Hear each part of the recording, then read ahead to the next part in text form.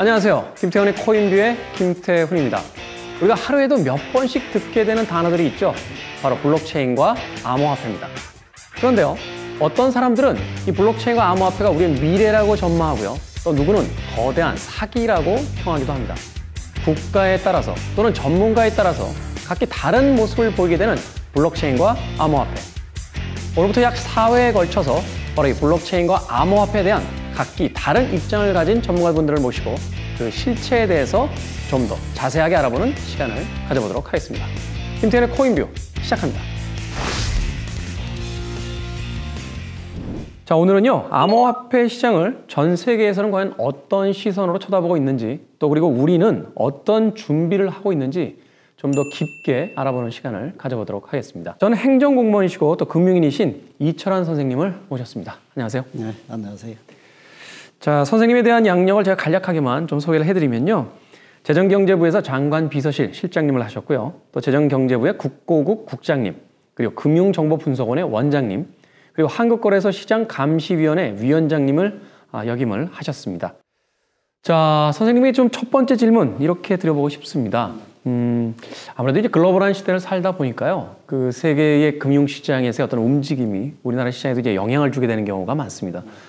대표적인 경우가 이제 미국에서 금리 인상을 하게 되면 우리나라도 이제 금리 인상을 해야 된다 하는 여러 가지 이제 의견들도 나오고 또 실제로 그런 일들이 이제 벌어지게 되는데, 최근에 그 미국 SEC, 말하자면 이제 금융거래위원회에서 이 암호화폐 규제에 대한 어떤 그 입장이 분명히 있을 것 같아요. 그 입장에 따라서 이제 우리나라의 어떤 암호화폐 시장도 좀 영향을 받을 것 같으니까요. 지금 그 미국도 사실은 이 암호화폐에 대해서 규제를 사실은 조금 강화를 해 나가고 있는 뭐 그런 추세에 있습니다. 우선 몇 가지 그 예를 보면은, 첫째는 그 테드라는 그 암호화폐에 대한 어떤 규제를 갖다가 지금 강화를 하고 있는데, 테드라는 것은 그 달러에 연동이 되어 있는 그런 그 암호화폐입니다. 이 현금 거래에 대해서 이제 정부 규제가 조금 강화되다 보니까 이 테드라는 그러한 뭐 암호화폐를 만들어 가지고 꼭 상품권 팔듯이 그 테드라는 그런 그 암호화폐를 만들어 가지고 이것을 가지고 암호화폐 거래소에서 뭐 암호화폐 기존의 뭐 비트코인이라든지 이더리움 이런 그 암호화폐를 갖다가 거래하는 뭐 그런 형식을 취했는데, 이 가만 보니까 이 달러에 연동이 되지 않고 사실상은 좀 더 많은 그 테드의 물량을 갖다가 발행을 해서 거래를 할 수 있도록 막 그렇게 했던 것 같아요.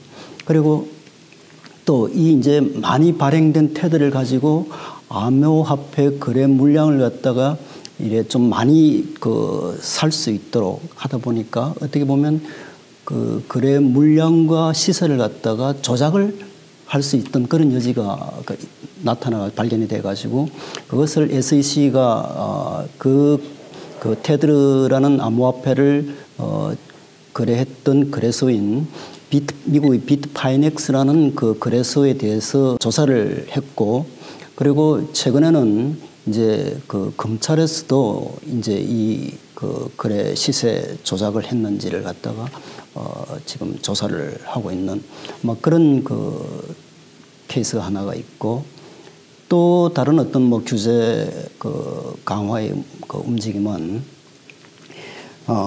최근에 그 ICO를 좀 불법적으로 한 그런 그 업체들이 발견이 됐습니다. 가상화폐 공개라고 하는 그렇죠. 거죠. 말하자면 뭐 이니셜 코인 오프닝이라고. 네. 이 이제 미국에서는 ICO에 대해서도 이제 조금 그 뭐 어디 보면은 합법화하는 그런 과정을 거치면서 등록제로 이렇게 운영을 할 수 있도록, 아직은 우리나라는 뭐 ICO를 갖다 완전히 불법이라 해가지고 금지를 시키고 있습니다만은, 미국은 이제 이걸 제도권으로 흡수하면서 어느 정도의 뭐 규제를 그걸 하기 시작했어요. 그게 이제 등록제를 갖다 취할 수 있도록. 그래서 ICO를 하기 위해서는 뭐 일정 수준의 그 회사 공개라든지 뭐 이런 그 절차를 거쳐야 되는데, 이런 절차를 거치지 않고 최근에 그 불법적인 그 ICO를 한 업체들이 발견이 돼가지고 조사를 하고 있는 뭐 그런 그 경우가 있고 또 마지막으로 이게 아주 중요한 건데 사실 그 작년 말 금년 초에 그 이제 비트코인을 위주로 해서 선물 그 암호화폐 선물 상품들을 갖다가 그 만들어냈습니다. 네. 그리고 이제 그 선물을 갖다 바탕으로 해가지고 뭐 ETF 지수 상품이죠. 지수 상품도 만들 걸로 이렇게 그 얘기를 했었는데 사실 그 뭐 선물 그 상품을 만드는 것도 굉장히 중요한 일입니다만은 ETF 상품을 만들려면은 시장이 폭발적으로 커지게 됩니다. 그런데 그걸 다 이제 그 선물 상품이 만들어졌으니까 조만간 그 ETF 상품도 만들어질 거다 이렇게 기대를 했는데 지금까지 그 SAC에서는 아직까지는 좀 그 암호화폐 전체에 대한 어떤 그 신뢰가 완전히 구축되지 않다.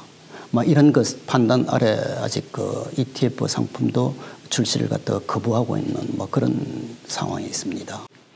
그럼 좀 요약해 보면 이렇게 정리를 할 수 있을까요? 그러니까 앞서 제일 처음 이야기해 주신 이제 테드 상품, 그 달러와 이제 연동성을 가지고 있는 것들인데 그 연동성을 이제 벗어난 형태의 어떤 발행이 이루어졌을 때, 그러니까 좀 더 사실은 많이 발행을 한 거죠. 그렇죠. 거기에 대해서 이제 규제를 강력하게 하고 있다.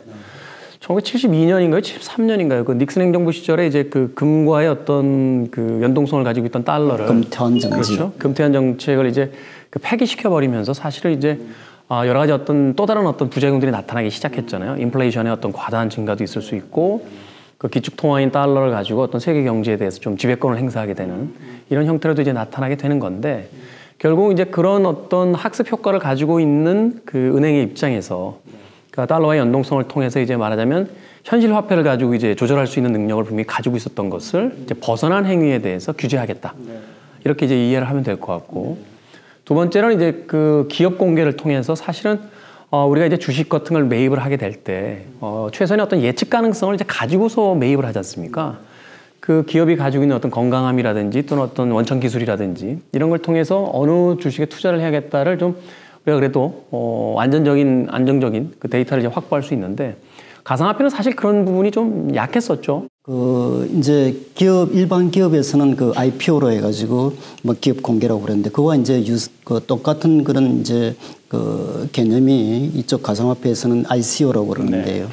ICO가 그 동안에 이제 사실은 이거는 IPO의 경우는 그 일정 한 엄격한 요건이 필요합니다. 적어도 그 IPO 하기 전에 그 3년 이상의 어떤 그 설립 그 경과 연도를 거쳐야 되고 또 그 매출액 실적이라든지 이런 것들이 일정 규모 이상이라든지 이런 그 요건이 필요한데 사실 ICO는 그동안 이 백스 하나로만으로서 이 모든 걸 갖다가 뭐 어떤 그 뭐랄까요 책임이랄까 이런 걸 전혀 지지 않고 네.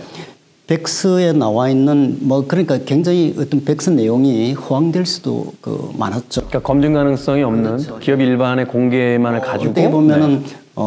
그 동안에 ICO가 뭐 80%가 사기로 이렇게 사실은 그 결론이 그 났거든요. 그만큼 이제 그 백스에 좀 호황된 그런 내용들이 많았는데 그 호황된 꿈을 뭐 한번 피워보겠다고 그 달려든 그런 투자자들이 굉장히 그동안 피해를 많이 입었기 때문에 낭패를 입었죠. 예. 그런 것들을 조금 이제 그 투자자 보호 차원에서 미국 그 SEC에서는 이제 어느 정도 ICO도 IPO처럼 좀 그 등록이라든지 이런 그 또 수시로 어떤 뭐 그 감사를 통해서 뭐 그 어떤 뭐랄까요 그 회사 돌아가는 그 실정을 갖다 일반인들한테 이렇게 공개를 한다든지 이런 절차를 거칠 수 있도록 그 어떻게 보면은 이제 제도권으로 금융 제도권으로 이제 편입을 시킨 뭐 그런 과정이었습니다. 네, 지금까지 이제 신고제처럼 돼서 본인들이 주장하는 어떤 사업 모델을 가지고만 있으면 그냥 ICO를 진행할 수 있게 해줬던 것을 그렇죠. 그럼 특히 뭐 우리나라의 경우는 그 신고도 아니고 금지되어 있었습니다. 아예 네. 우리나라에서는 ICO를 할 수가 없고 그래서 대부분 이제 그 뭐 싱가포르나 홍콩 이런 쪽으로 해외에 나가서 ICO를 해왔더랬습니다. 익숙한 용어로 본다면 이제 우회상장처럼 이제 그렇죠. 네, 그런 방식으로서 했던 것인데 앞으로는 이것을 이제 등록제로 바꿔서 엄격한 어떤 기준의 요건을 갖추었을 때만 이제 가상화폐를 공개할 수 있도록 그리고 추후에도 그 공개된 것에 대해서 일반적인 투자자가 계속해서 그 확인해 볼 수 있도록 이제 절차를 만들어냈다 이렇게 볼 수 있겠네요. 예, 좀 그 시장의 신뢰성을 갖다가 좀 더 확보하겠다. 뭐 그런 그 차원에서 SEC가 좀 이제 규제를 강화해 나가고 있는 그런 추세에 있습니다. 그리고 마지막으로 이제 이야기해 주신 부분을 따르면 이제 지수 상품 말하자면 이제 금융에서 이야기한다면 이제 부가 상품들이 계속해서 이제 만들어지는 그런 케이스들인데 아직까지는 이제 가상화폐의 안정성에 대한 부분들이 100% 신뢰할 수 있는 부분들이 아니기 때문에 이제 기타 상품에 대한 어떤 그 추가 계획들은 지금 현재로서는 좀 자제시키겠다. 이렇게 볼 수 있겠네요. 뭐 그렇죠. 그러니까 이제 뭐 그 계속해서 그 새로운 뭐 발생 상품들이 나오는 걸 갖다가 조금 더 그 시장의 신뢰성이 좀 더 구축된 이후에 뭐 그런 그 뭐랄까요 그 상품들이 나올 수 있도록 그 허용을 하겠다. 뭐 그런 그 생각을 가지고 있습니다.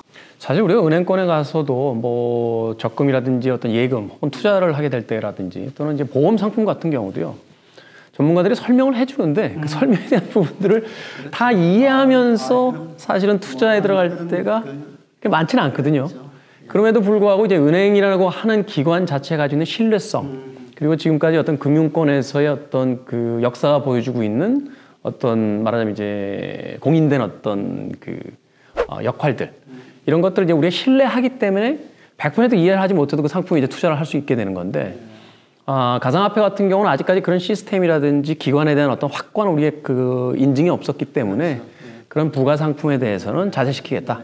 사실 그 제도권 그 내에서의 금융 상품은 뭐 예금자 보호 제도라든지 또 뭐 주식 그 상품은 사실 뭐 예금자 보호 제도가 적용이 되지 않습니다만 그래도 이 그 주식 시장은 이제 그 하루의 그 뭐랄까요 시세 변동폭을 갖다가 상하 30%로 이렇게 뭐 제한을 하고 있다든지 또 이 거래 그 시간이 뭐 하루 그 9시부터 그 3시 반까지 오후 3시 반까지 이렇게 뭐랄까 일정 그 수준으로 제한을 하고 있습니다만 그 암호화폐는 24시간 그 거래가 되고 있지 않습니까? 초기에 그래서 암호화폐 광풍이 불었을 때는 거의 뭐 매일 밤샘이었잖아요. 뭐 그러니까. 멘붕에 거기에 빠져가지고 뭐 하루 그 어떻게 보면 당시 뭐 그 신드롬이 일어났을 경우에 뭐 회사에 출근해서도 하루 종일 그 스마트폰으로 시세 조정 그 어떻게 변동하는지 그것만 쳐다보고 뭐 일이 잘 손에 안 잡힐 정도는 뭐 그런 그 부작용도 없잖아 있었죠. 네, 이제 그런 것들에 대해서 이제 좀 이제 안정화 작업을 좀 해나가겠다라는 것이 현재 미국의 증권거래위원회의 어떤 입장이다라고 소개를 해주셨습니다. 자, 이 미국의 증권거래위원회에서 이러한 어떤 규제라든지 또는 어떤 제도에 대한 정비들을 이야기하고 있는 것은 이제 실질적으로 이 가상화폐라는 곳에 이제 투자금들이 이제 몰리기 시작했다라는 것을 좀 반증하는 이야기가 아닐까 하는 생각이 들거든요. 저희들이 조사한 바에 따르면 뭐 피델리티라든지 골드만삭스 같은 이 기금이나 자산운용사 혹은 증권회사들에서 실제로 이제 가상화폐에 관심을 보이고 있고 거기에 이제 일정한 부분들이 이제 투입이 되고 있는 것을 우리가 확인을 해볼 수가 있습니다. 그렇다면 우리나라에서도 많은 이제 금융기관이 있고요. 또한 뭐 증권기관들도 있고 또 자산을 운영하는 그런 기관들도 존재를 하고 있는데 이런 기관들의 움직임은 어떻습니까? 가상화폐 쪽에 어떤 관심을 가지고 실질적인 투자가 이루어지고 있나요? 뭐 앞에서도 말씀드렸지만 사실 미국도 정부 차원에서는 암호화폐에 대한 어떤 뭐 규제를 강화를 해나가고 있습니다. 그 이유인즉슨 이제 뭐 이 투자자들의 어떤 뭐 뭐랄까요 그 투자 손실 피해를 갖다가 뭐 좀 줄이겠다는 투자자 보호 차원에서도 이 암호화폐에 대한 어떤 뭐 규제를 강화해 나가고 있습니다만 또 다른 하나의 그 이유는 사실 이 암호화폐가 글로벌 그 화폐로서의 어떤 성격을 가지고 있지 않습니까? 네. 그러니까 뭐 세계 어느 곳에든지 다 통용될 수 있는 그런 글로벌 화폐로서의 성격을 가지고 있기 때문에 미국은 내심 이 기존의 그 달러가 세계의 어떤 기축 통화로서의 어떤 그런 그 지위를 갖다가 가지고 있는데 자칫하면 달러가 암호화폐의 그 기축 통화라는 지위를 갖다가 뺏기지 않을까 하는 그런 우려도 없잖아 조금 뭐 있는 것 같아요. 뭐 그런 그 차원에서 미국 정부 사이드에서는 암호화폐에 대한 규제를 강화를 해 나가고 있습니다만 막상 그런데 금융 그 시장에서 이제 있는 그런 그 금융기관들은 암호화폐에 대해서 굉장히 적극적이었습니다. 예를 들면 작년에 비트코인 선물 상품이 도입이 되고 또 이 각 금융기관들에서 이 암호화폐 이제 취급하는 데스크를 별도로 운영하고 하고 그리고 ETF 상품도 빨리 출시가 가능하도록 SEC에 대해서 적극적인 라비도 하고 그런 움직임을 보였거든요. 그래서 미국의 경우는 그렇게 금융정부와 시장이 조금 다른 결이 조금 다른 그런 모습을 보여왔었는데 우리나라의 경우는 사실 암호화폐에 대해서 굉장히 정부 사이에서 부정적입니다. 이건 어떻게 보면은 아직까지 암호화폐에 대한 어떤 정의도 안 내려져 있고 또 암호화폐 거래소를 갖다가 어떤 금융기관이 아닌 지금까지는 통신 판매업자로 이렇게 간주를 해가지고 그러니까 이 암호화폐가 어떻게 보면 조금 뭐랄까요 이 국민들을 갖다 현혹시키는 범죄 행위 아니냐 이런 시각을 가지고 접근을 해왔더랬습니다.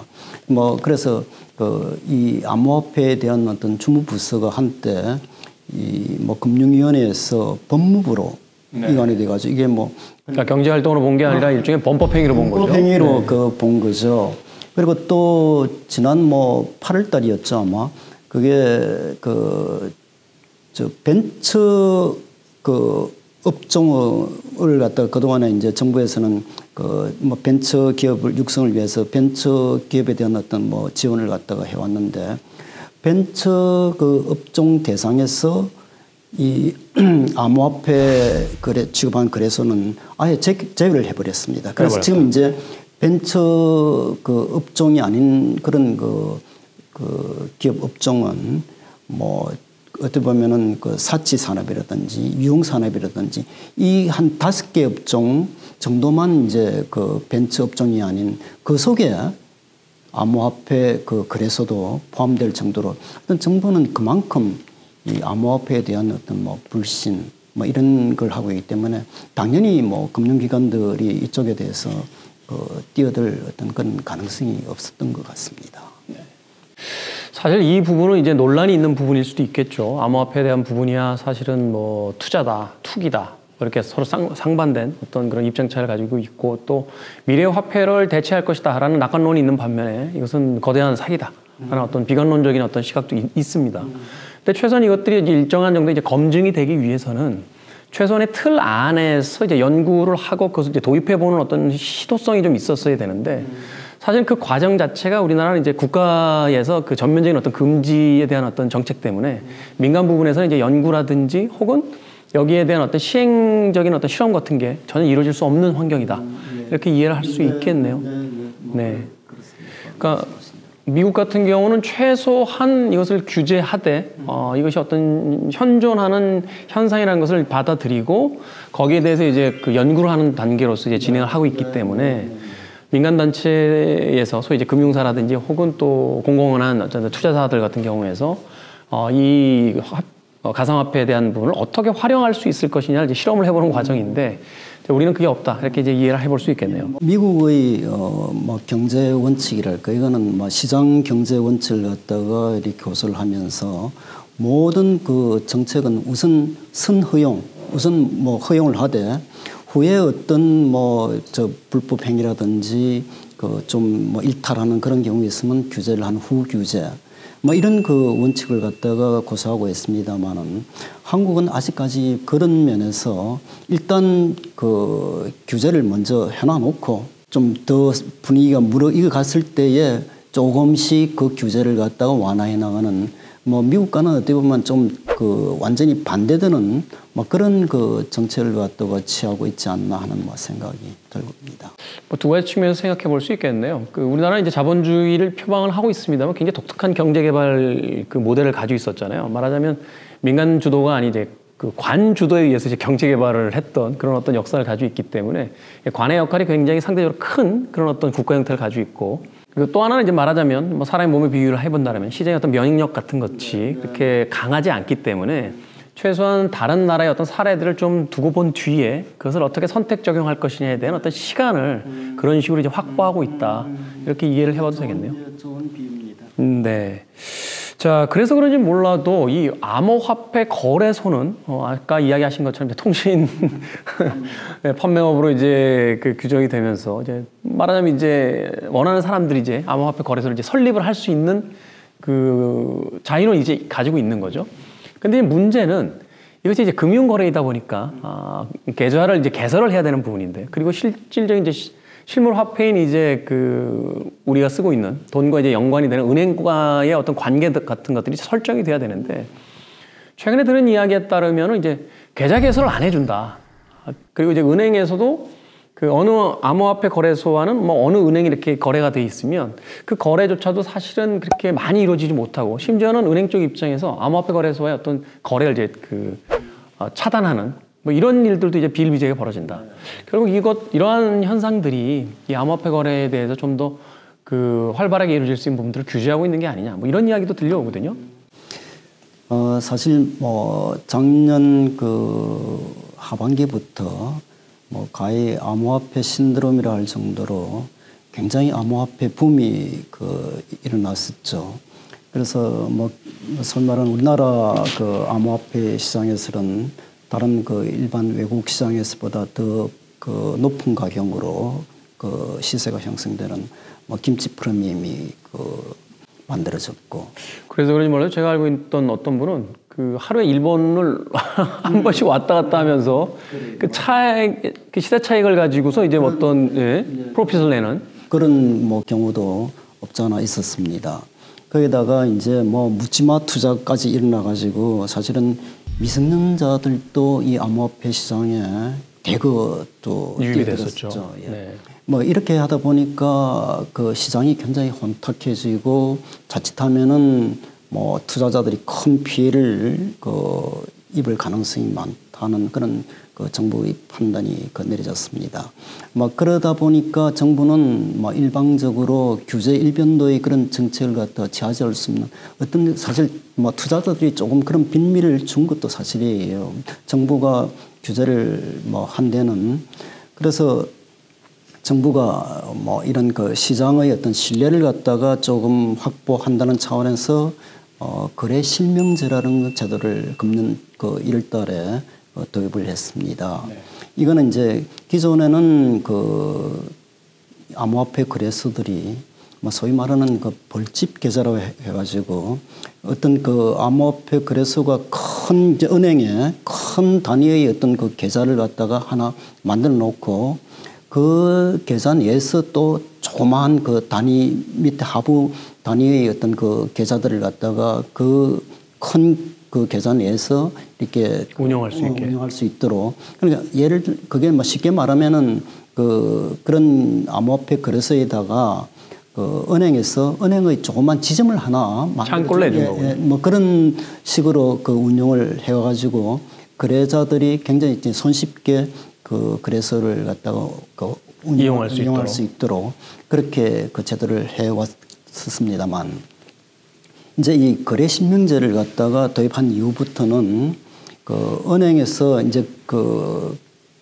일반 투자자들이 이 거래소를 갖다 이용을 하려면은 본인 실명 확인이 된 그런 그 계좌와 본인의 계좌와 거래소가 그 가지고 있는 은행 계좌, 그 같은 동일한 은행이 되어야 된다는 겁니다.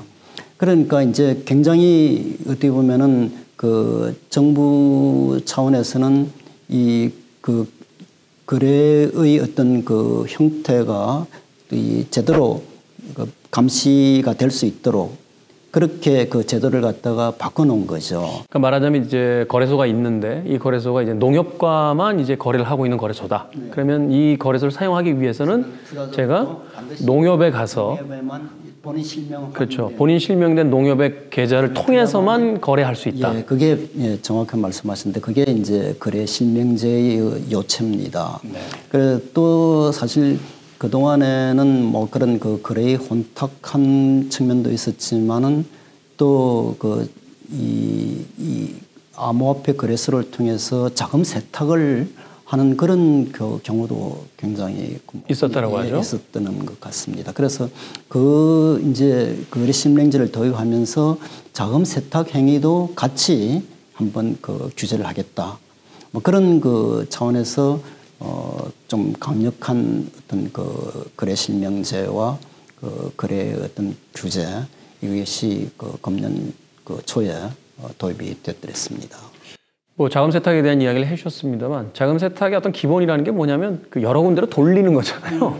그래서 이 돈이 과연 어디서 출발했는지를 이제 그 숨기는 것이 이제 자금 세탁이라고 봤을 때 현재의 그 자금 이 가상화폐 거래소와 지정되는 은행에서의 실명으로 인증된 자기 계좌만을 가지고 거래하게 만든다는 건 쉽게 얘기해서 어떤 이야기가 벌어졌을 때 국가기관이나 감사기관이 장부를 열어서 확인하기에 굉장히 용이한 형태로서 이제 거래를 할 수 있도록 네, 막아놨다. 이렇게 볼 수 있겠네요. 그런 셈입니다. 네, 그래서 이 암호화폐 거래소가 그 정상적인 어떤 금융거래뿐만이 아니라 어떤 불법적인 자금들이 세탁되는 어떤 공간으로서 활용되는 것을 철저히 막겠다. 그 암호화폐가 사실은 이제 그 특성상 이 어떤 그 자기의 뭐랄까요 그 거래 그 인의 어떤 뭐 그 개인 정보라든지 이런 걸 갖다가 노출시킬 필요 없이 이 뭐 거래를 할 수 있다 보니까 자금 세탁을 좀 하기가 굉장히 용이한 그런 수단으로 많이 그 활용이 되어 왔었습니다. 특히 이제 뭐 그 러시아라든지 네. 뭐 중국이라든지 이런 그 사회주의 국가들은 해외로 자금을 또 이렇게 돌리게 되는 그 하기 위해서 이 암호화폐를 갖다가 많이 또 활용을 했었죠. 근데 그게 이제 우리나라에서도 그런 그 경우가 많이 나타나다 보니까 그 자금 세탁도 방지하고 또 투자자 보호도 해야겠다. 뭐 이런 차원에서 거래 실명제를 도입했는데 이 거래 실명제는 사실은 어떤 뭐 정부가 직접 이렇게 뭐 규제의 칼을 갖다가 휘두른 것이 아니고 은행을 통해서 간접적으로 이제 은행이 좀 더 그 실명을 요구하고 또 자금 세탁이 일어나면은 뭐 있다고 그렇게 의심이 되는 거래에 대해서는 그 당국의 검찰이라든지 국세청이라든지 이런 또 당국에다가 고발을 할 수 있도록 그런 은행을 통해서 이제 간접 규제를 하게 된 셈이죠. 근데 이것이 어떤 특정한 사건에 의해서 폭락을 하게 된 것인지 아니면 그 폭등 자체가 거품이었기 때문에 원래의 시점으로 돌아간 것인지에 대해서 좀 의문이 들거든요. 2년 들어서 뭐 70% 이상이 이렇게 시세가 빠졌습니다. 과연 암호화폐 시장이 지금 폭락이라고 설명해 주신 그 답보 상태로 머물게 될지 아니면 새로운 또 반등점이 생기게 된다면 충분히 그 새로운 어떤 비전을 보여줄 수 있는 시장일지에 대해서